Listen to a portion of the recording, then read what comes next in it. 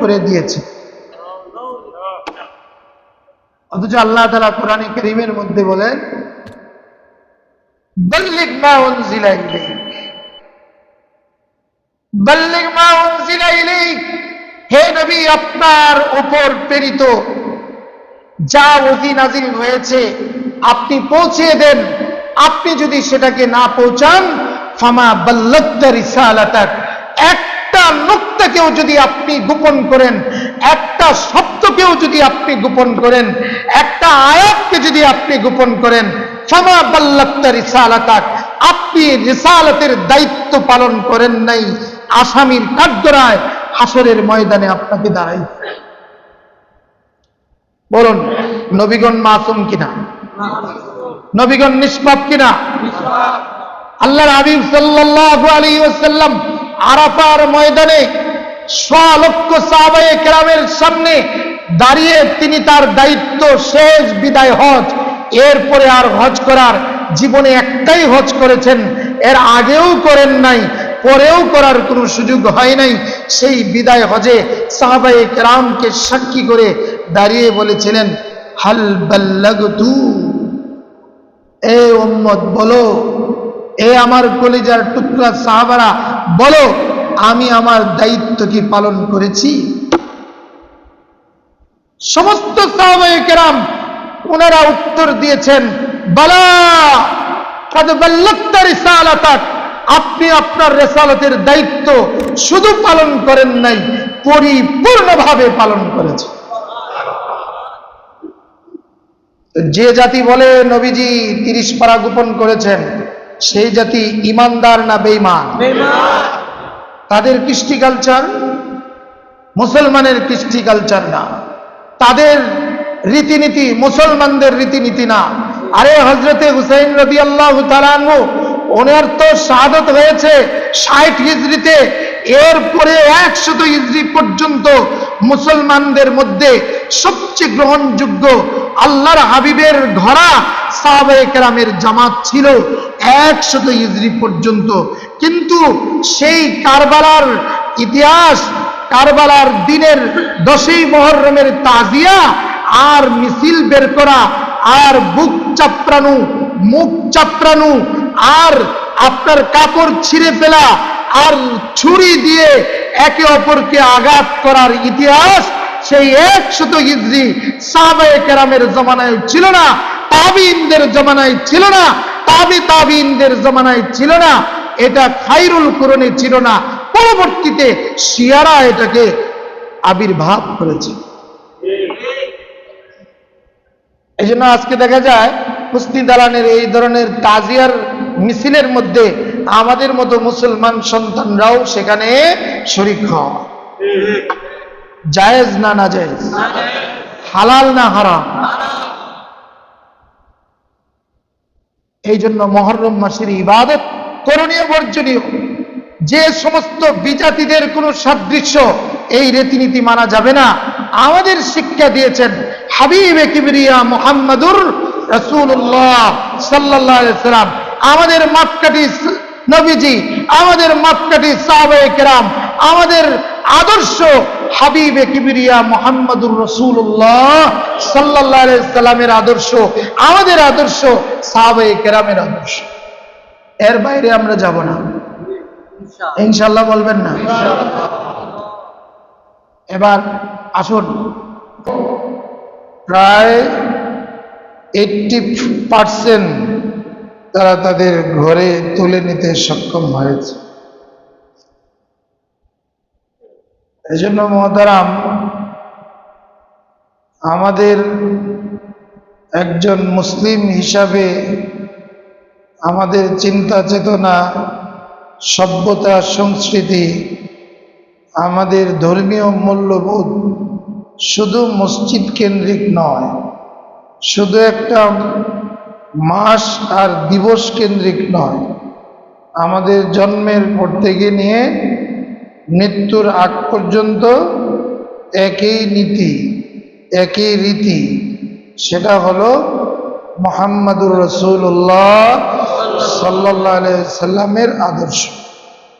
এর বাইরে আমরা মুসলমান এক চুল পরিমাণ বাহিরে যাওয়ার সুযোগ নেই,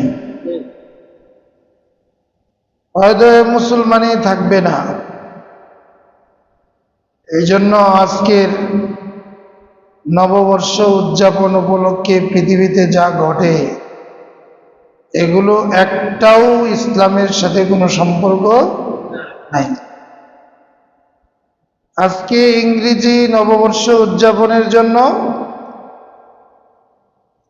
বোম্বিং করা হয় রাতের 12টার পর থেকে নিয়ে আকাশের মধ্যে বিভিন্ন ধরনের পটকা ফোটানো, বিজলি ফোটানো, আনন্দ ফুর্তির নামে জিনা, ব্যভিচার, অশ্লীলতা, নৃত্য, গান, বাদ্যযন্ত্র মেতে ওঠে রাত 12টার পর থেকে। বছরের শুরু উদযাপনটাই গুনার মাধ্যমে শুরু হয়।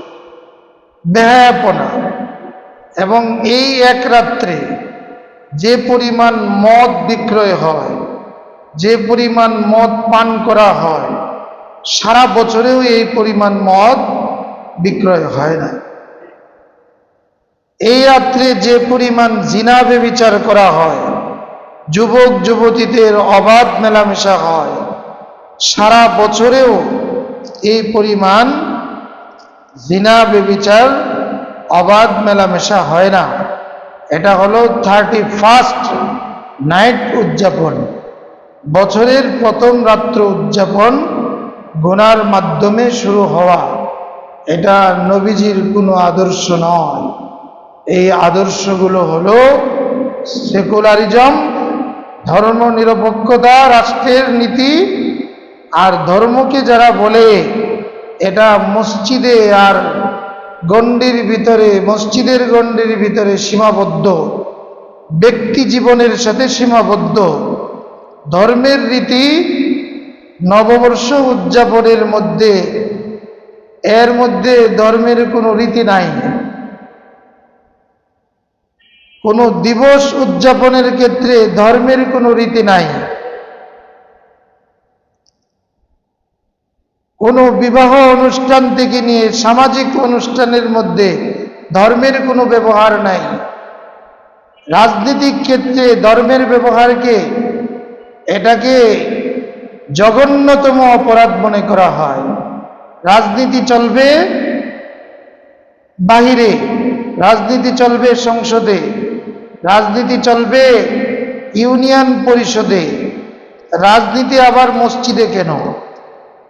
রাজার নীতিকে বলা হয় রাজনীতি, বলেন না? রাজার নীতিকে বলা হয় রাজনীতি। আমাদের মুসলিম সমাজের উম্মতে মুহাম্মাদের সবচেয়ে বড় রাজা হলেন কে? মুহাম্মাদুর রাসূলুল্লাহ সাল্লাল্লাহু আলাইহি ওয়াসাল্লাম। তো নবীজি সাল্লাল্লাহু আলাইহি ওয়াসাল্লামের আদর্শ, তার রীতিনীতির চেয়ে, তার মতো এত বড় রাজ্যপতি, রাষ্ট্রপতি, তার রীতিকে রাজনীতি বলবে না তো আর কার রীতিকে রাজনীতি বলবে?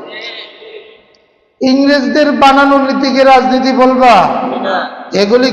এগুলো তো তোমাকে জাহান্নামের রাজনীতি বলবে, জাহান্নামের নীতি বলবে, জাহান্নামের দিকেই তোমাকে নিয়ে যাবে।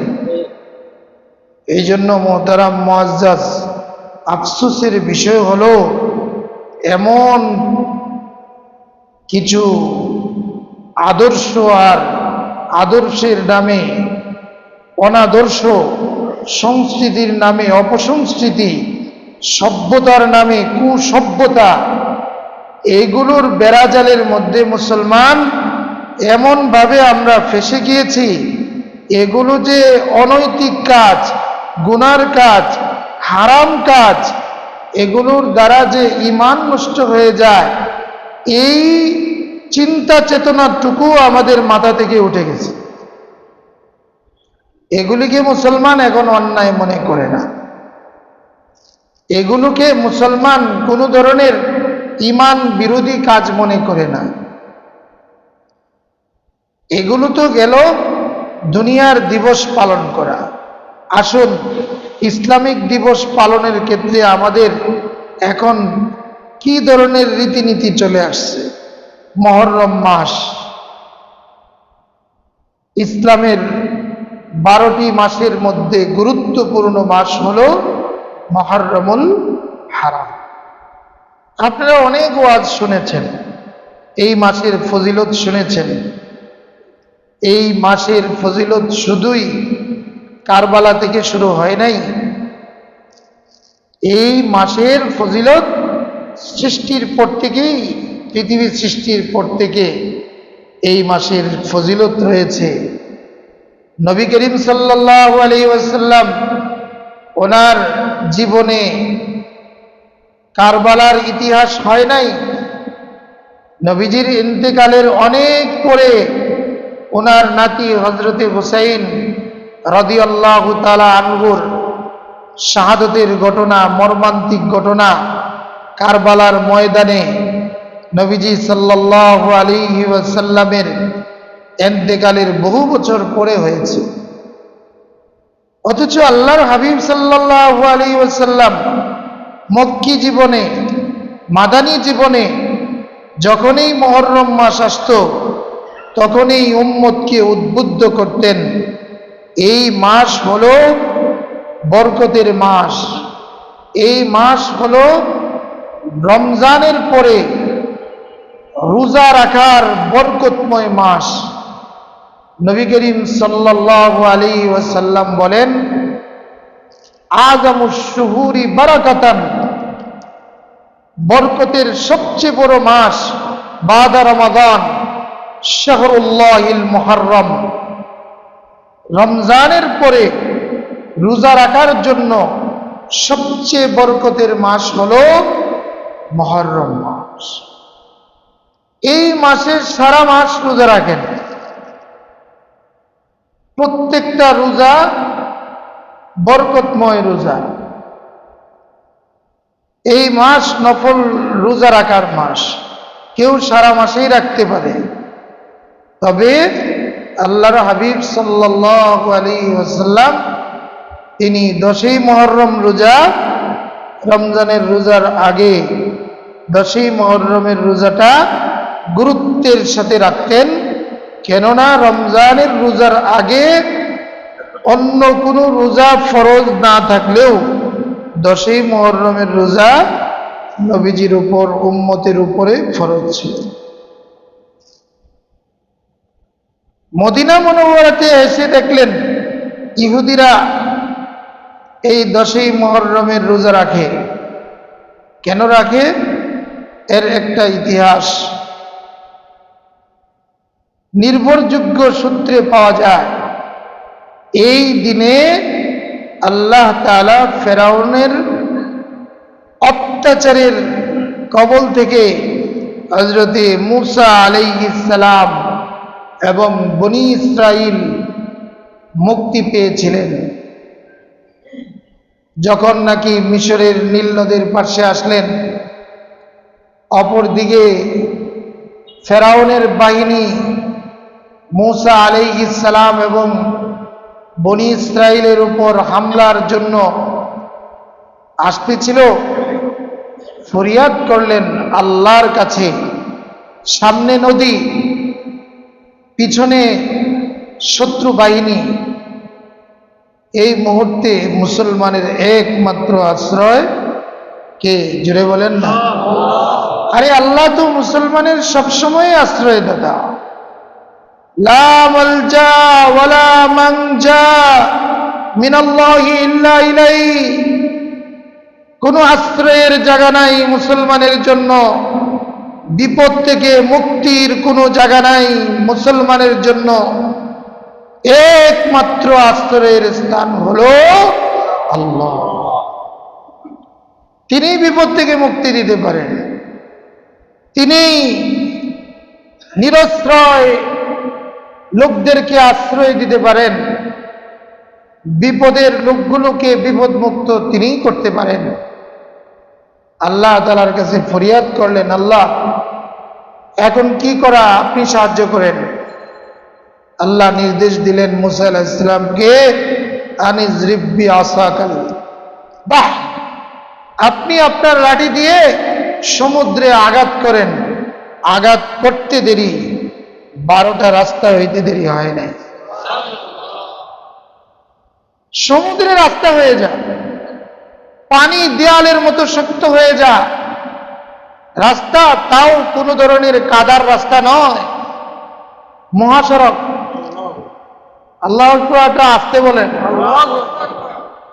আরে আমার আল্লাহ পারেন সমুদ্রকে কি করতে, রাস্তা বানাইতে। কোরআনে কারীমের কথা, 12টা রাস্তা হয়ে গেল। এই আল্লাহ তাআলার উপরে বিশ্বাস নেই, এত ক্ষমতা দেখাও, এত বাহাদুরি দেখাও, এত শক্তি দেখাও, জবানকে বন্ধ করো, আল্লাহর বিরুদ্ধে রাম মন্দির বানানোর পক্ষে স্লোগান দাও, সামান্যতম ভয় হয় না? আমাদের আল্লাহ তো একজন, বলেন না কয়জন? তিনি কে? তার নাম আর রহমান, তার নাম আর রহিম, তিনি সত্তার, তিনি কাহার, তিনি গফফার, তিনি জব্বার, তিনি রহমান, তিনি রহিম। ওয়ালাহুল আসমাউল হুসনা, তার অনেকগুলো নাম রয়েছে, তিনি তো আল্লাহ। তার বিরুদ্ধে রাম মন্দির বানাও। আরে মন্দিরের ভিতরে যে মূর্তিগুলো বানিয়ে পূজা করো, এটাই তো আল্লাহর সহ্য করার কথা না, কথা বলেন না কেন? আমার রিজিক দেনেওয়ালা কে? সৃষ্টিকর্তা কে? চোখের পাওয়ার দেনেওয়ালা কে? জবানে কথা বলার শক্তি দিলেন কে? যে আল্লাহ সব কিছু দিলেন, এই হিন্দুদেরকেও দিলেন, মুসলমানকেও দিলেন, কথা বলেন না? কোন হিন্দুদেরকে কি কোনো মূর্তির, যাদেরকে তারা ভগবান বলে, কোন মূর্তির পক্ষে চোখের দৃষ্টি দেওয়া সম্ভব? রিজিক দেওয়া সম্ভব? তারা কথা বলতে পারে, নড়াচড়া করতে পারে, ভালো মন্দের কোনো করার ক্ষমতা তাদের আছে? এই বিশ্বাস যারা করবে, এদের কোনো ঈমান থাকবে? এরপরে আল্লাহ তাআলা সহ্য করে আছে। গত কয়েকদিন আগে দক্ষিণ আমেরিকার ভেনেজুয়েলার কত বড় ভূমিকম্প হয়ে গেল, 7.6 বা 7 বা 8, 2 দফায় ভূমিকম্প হলো। আল্লাহর গুসায় ভূমিকম্প কোনো প্রাকৃতিক দুর্যোগ নয়, এটাও ঈমান হারা একটা কথা। যারা এটাকে প্রাকৃতিক দুর্যোগ বলে, প্রাকৃতিক বলতে কিছু নাই, এই সব কিছু হলো আল্লাহর গজব, আল্লাহর হুকুমে হয়। দুনিয়ার কোনো মানুষ এই ভূমিকম্প দেওয়ার মতো ক্ষমতা নেই। মাটিকে ভূমিকম্প তো দূরের কথা, একটা গাছকে লড়াচড়া করানোর ক্ষমতা কোনো মানুষের নেই। বুঝো না বেঈমানের দলেরা, কোত্থেকে কি হয় বুঝবা, চোখগুলো একটু বন্ধ করো। ফামাহিলিল কাফিরিনা আমগিলহুম রুয়াইদা। আমার আল্লাহ বলেন, হে নবীজি, আপনি কাফেরদেরকে একটু ঢিল দেন, সুযোগ দেন, এরা অন্যায় করুক, একটু সুযোগ দেন, ঢিল দেন। ইন্না বাতশা রাব্বিকা লাশাদীদ ইন্নাহু হুয়া ইবদিউ ওয়া ইউঈদ ইন্নাহু হুয়া ইবদিউ ওয়া ইউঈদ। আল্লাহর পাকড়াও লা ইউসিকু ওয়াসাকাহু আহাদ। আল্লাহ যেদিন পাকড়াও করবেন, তার পাকড়াওয়ের মতন আর পাকড়াও কারো হবে না। তোমাকে আমাকে ধ্বংস করতে মিনিট লাগবে না, 1 সেকেন্ডেই যথেষ্ট। বলেন কতক্ষণ ছিল ভূমিকম্পের স্থায়িত্ব? 1 মিনিট। লক্ষ মানুষ, হাজার হাজার বড় বড় বিল্ডিং, আরে সেটা আমাদের এই ঢাকার বিল্ডিং এর মতো না, এর চেয়ে মজবুত বিল্ডিং গুলো তারা কোনোদিন আশা করে নাই। এই বিল্ডিং, যে বিল্ডিং আশ্রয়ের স্থান, যে বিল্ডিং এ তারা আশ্রয় নিবে, সেই বিল্ডিং তাদের জন্য জীবন নাশের কারণ হবে, কোনোদিন চিন্তাও করতে পারে। এগুলো মাঝে মধ্যে আল্লাহ দেখান, এরপরেও ভয় লাগে না? মেরে ভাই ও দোস্ত, বলতেছিলাম এই মুহররম মাসে আল্লাহ রাসূল সাল্লাল্লাহু আলাইহি ওয়াসাল্লাম এই 10ই মুহররম রোজা রাখতেন। ইহুদিরাও মদিনাতে রোজা রাখত, কারণ ইহুদিদের বসবাসের স্থান ছিল শুধু মদিনা। তখন ইহুদিরা রোজা রাখত, নবীজি এসে দেখলেন তারাও রোজা রাখে, কিন্তু শুধুই মুহররমে একদিন রোজা রাখে। কেন রাখে?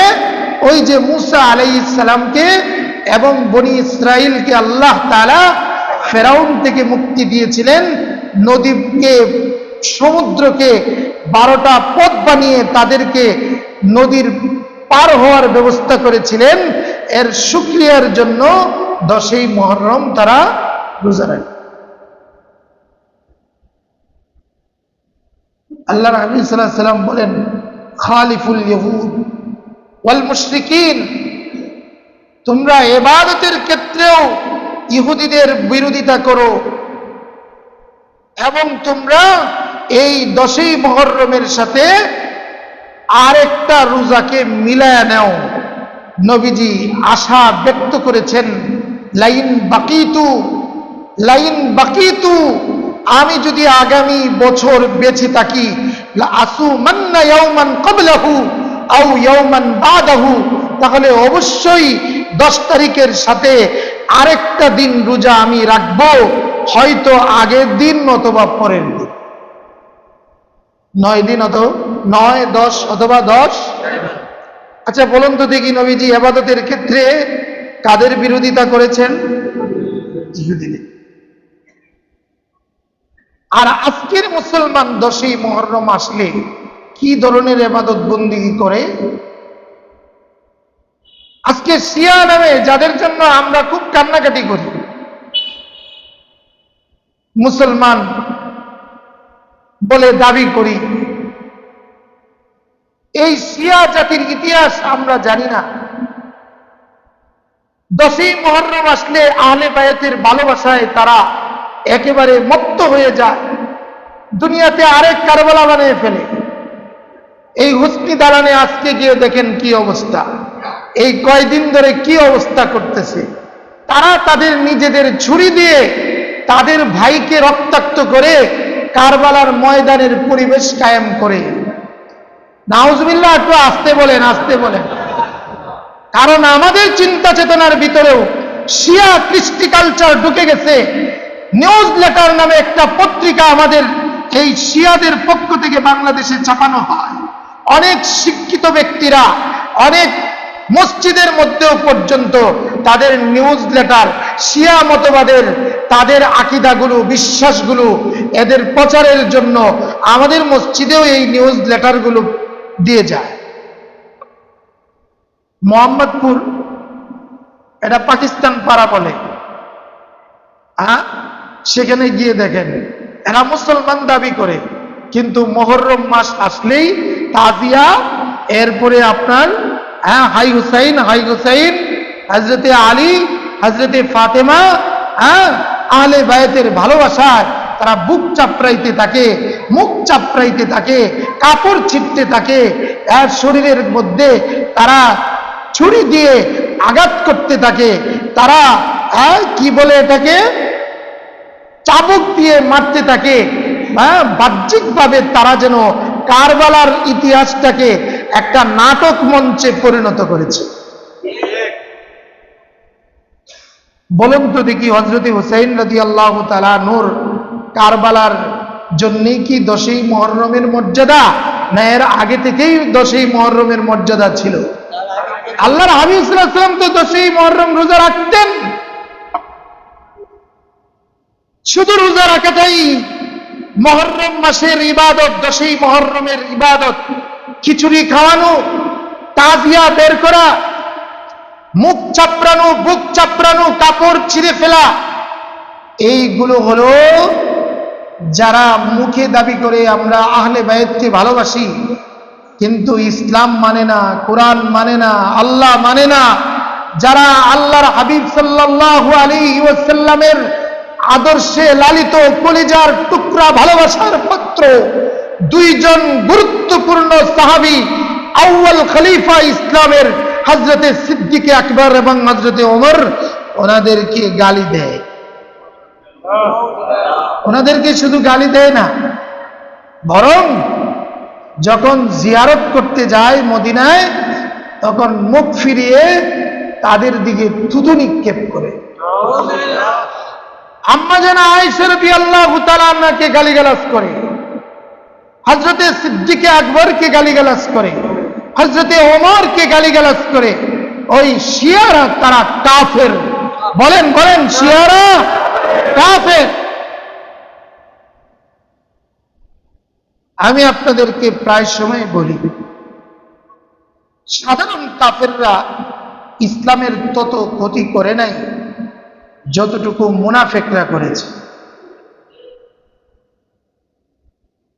লেবাস পোশাক বাহ্যিকভাবে মুসলমান, কিন্তু তারা 60 পারা কোরআনের বিশ্বাসী, 30 পারা কোরআনকে বিশ্বাস করে না।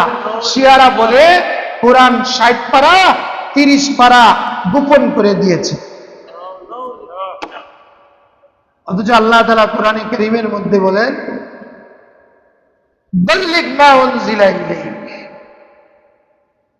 বাল্লিগ মা উনজিলা ইলাইক, হে নবী আপনার উপর প্রেরিত যা ওহী নাযিল হয়েছে আপনি পৌঁছে দেন।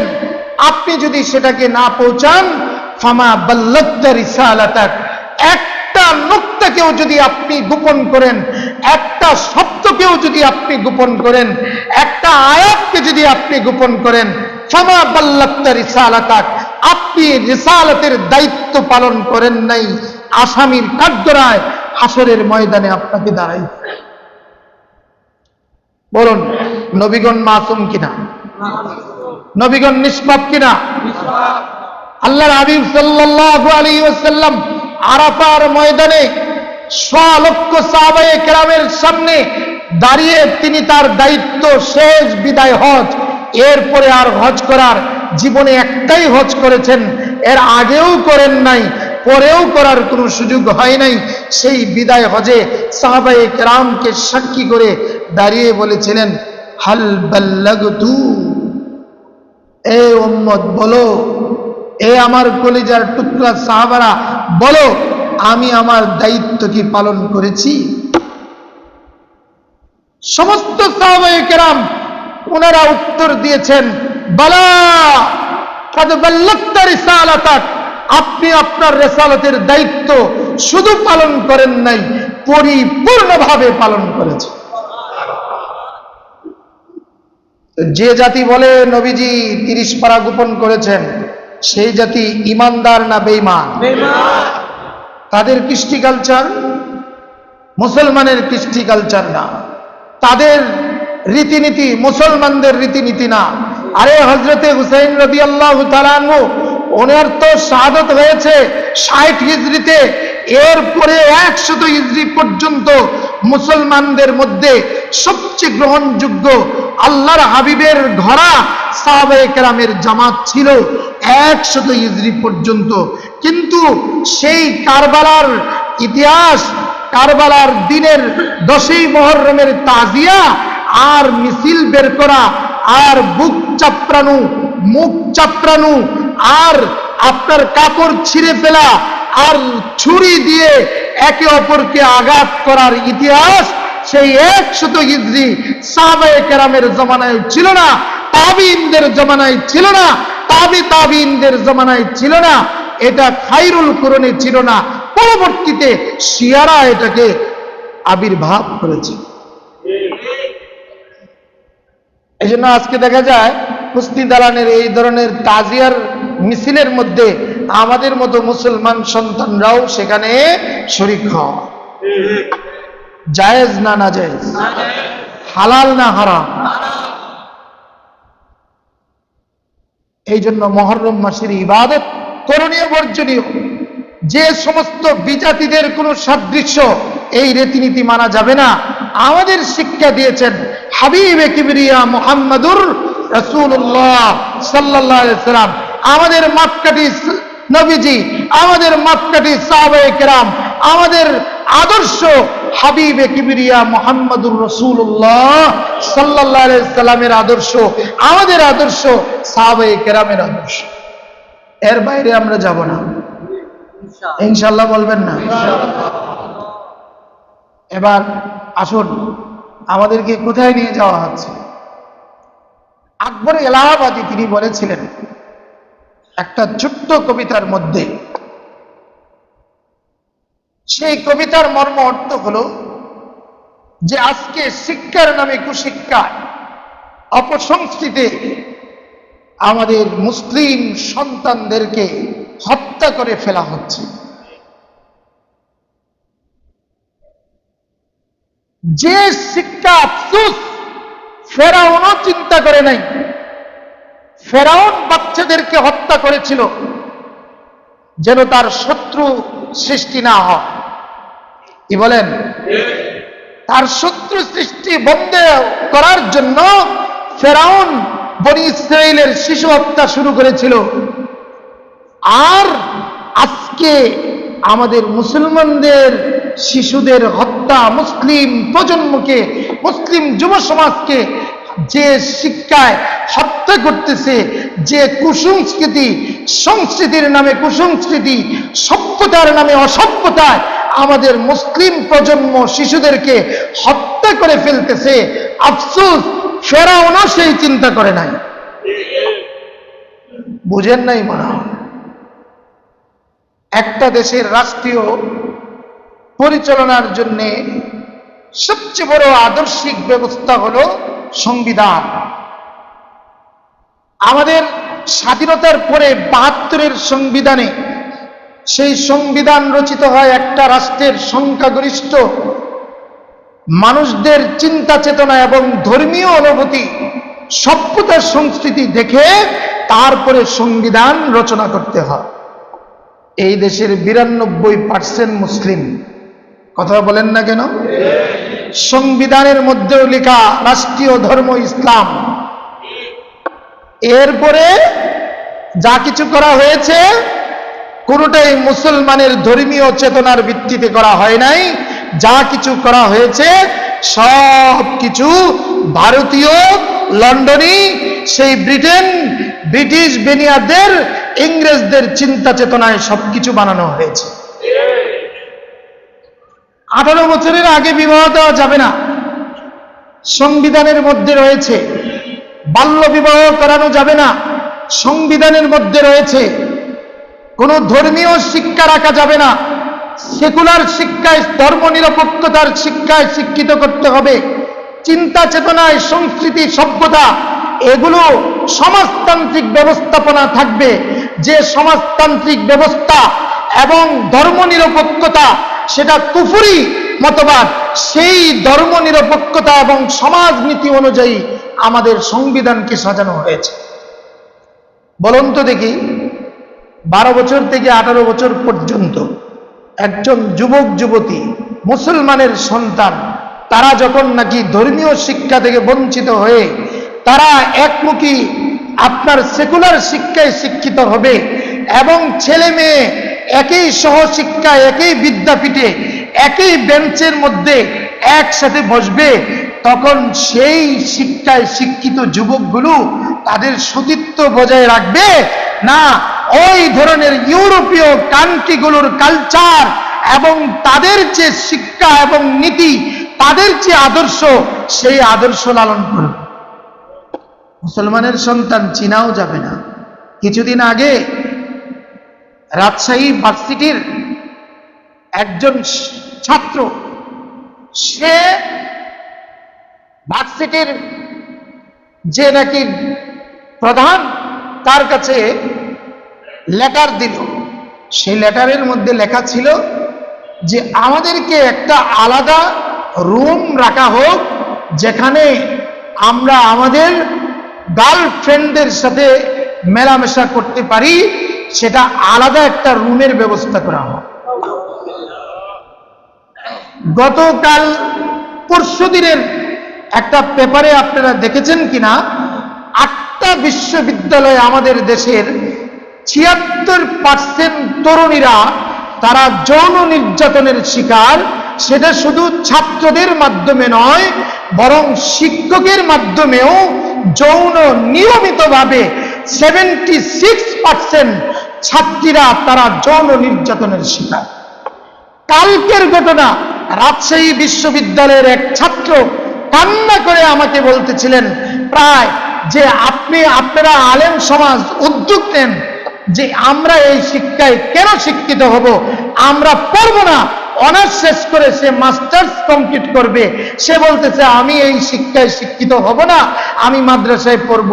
কেন পড়ব?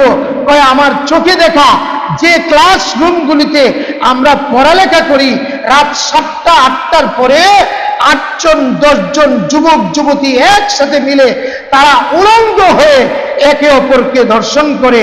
এটা চায় না বিধায় আমি আপত্তি করেছিলাম, যে ছেলেটা আবেদন করেছে যে আলাদা একটা রুমের ব্যবস্থা করা হোক, শুধু এই কারণে যে যত্রতত্র ধর্ষণ করা হয়, যৌন নিপীড়ন করা হয়, এটা আমাদের সবার চোখে ভালো লাগে না, একটা আলাদা রুমের ব্যবস্থা করা হয়। নাউজুবিল্লাহ একটু বলেন।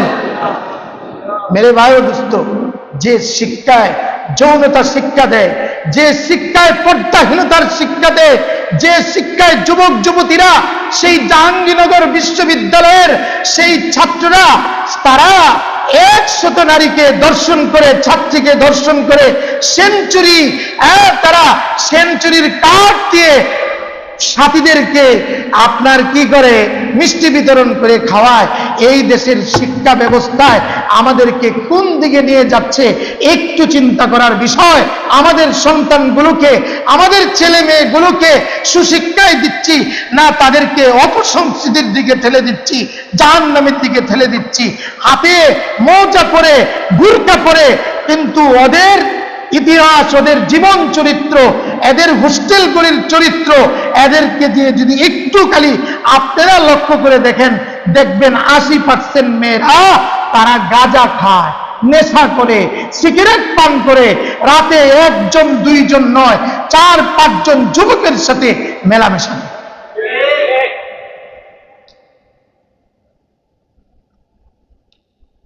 এই জন্য আমার ভাইয়েরা, মুহররম মাস, আল্লাহর হাবিব সাল্লাল্লাহু আলাইহি সাল্লাম বলেছেন এই মাসে আল্লাহ তাআলা অনেক জাতির তওবা কবুল করেছেন এবং কিয়ামত পর্যন্ত আল্লাহ তাআলা ইয়াতুবু আলা আখারিনা আলা কওমিন আখারিনা, এবং অন্য জাতির উপরেও আল্লাহ তাআলা তওবা কবুল করবেন কিয়ামত পর্যন্ত। যতক্ষণ পর্যন্ত সূর্য পশ্চিম দিক থেকে না উঠবে তওবার দরজা খোলা। আমাদের এই ঢাকা শহরের যে বসতি অবস্থান আর যে অপকর্ম চলতেছে, যেভাবে আপনার বাহ্যিকভাবে একদম প্রকাশ্য খোলামেলায় জিনা ব্যভিচার, আর আজকে সরকারের পক্ষ থেকে যারা এই শিক্ষা ব্যবস্থার দায়িত্বে রয়েছে, শোনেন হযরতে হাসান বসরি রহমতুল্লাহ আলাইহি তিনি বলেছিলেন যে আরে জাতি যেমন হবে, প্রজারা যেমন হবে, শাসক তেমনই হবে। আমাদের চিন্তা চেতনার ভিতরে ইসলামী শিক্ষা, এটাকে আমরা সেকালের আদি যুগের শিক্ষা মনে করি। মুসলমানিত্বের শিক্ষাটাকে, এটাকে আমরা কোন ধরনের মুসলমানের শিক্ষাই মনে করি না, ফরজে আইনের শিক্ষা মনে করি না, অথচ এইটাকে আমরা শিক্ষা ব্যবস্থার গণ্ডির ভিতরেও আনি না।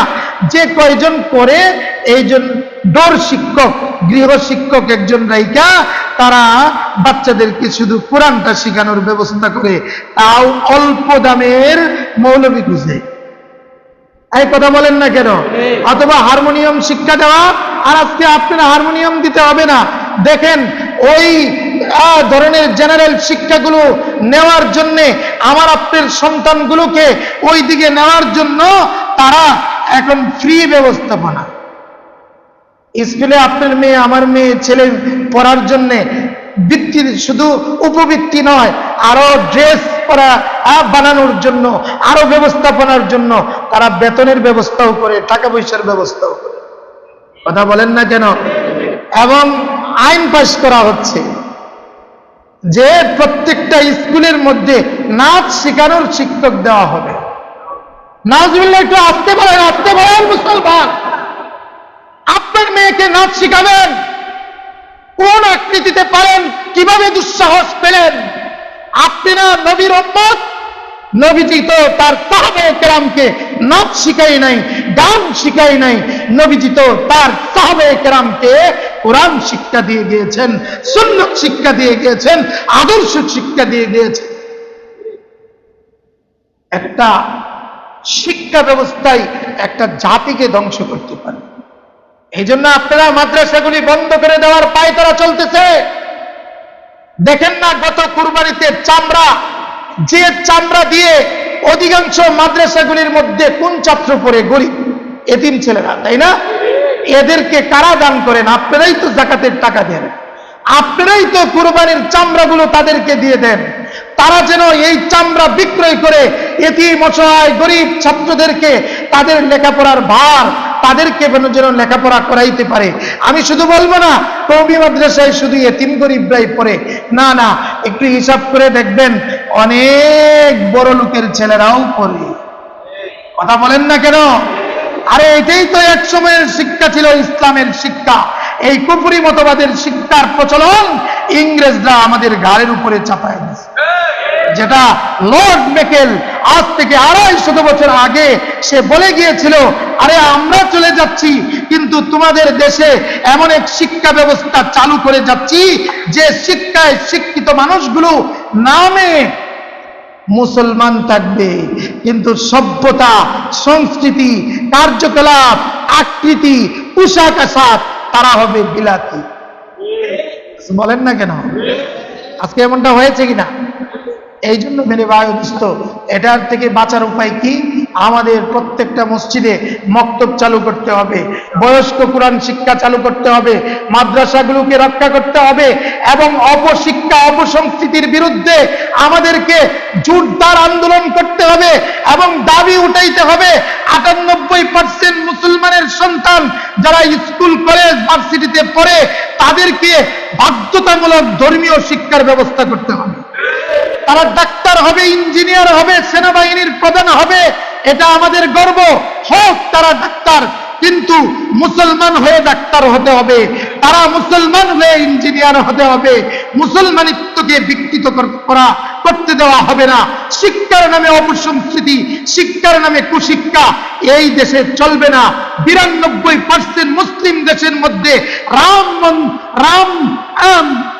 কৃষ্ণের সেই মূর্তি বানিয়ে এই দেশটাকে মূর্তির দেশ বানানো যাবে না। এই দেশ শাহজালালের দেশ, এই দেশ শাহপুরানের দেশ, আউলিয়া কেরামের দেশ, মসজিদের দেশ, মাদ্রাসার দেশ। সুতরাং আমরা হিন্দু ভাইদেরকে বলবো, তোমরা তোমাদের মতো জীবন যাপন করো, তোমরা পূজা করো মন্দিরে, রাজপথে নয়। আল্লাহ আমাদেরকে বুঝার আমল করার তৌফিক দান করুন।